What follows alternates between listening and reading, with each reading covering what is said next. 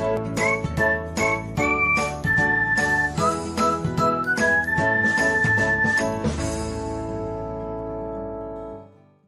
everyone, welcome back to another episode of Technologyglance.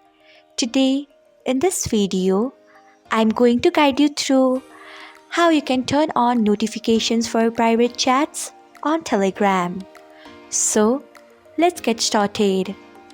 Firstly, open Telegram app in your device. Then tap on three lines icon. Next, tap on settings. After that, tap on notifications and sounds. Next, you can see the option of private chats. Turn on it by tapping on it. So, this is how you can turn on notification for private chats on Telegram. Thanks for watching. If you found this guide helpful, we would love it if you hit the thumbs up button below.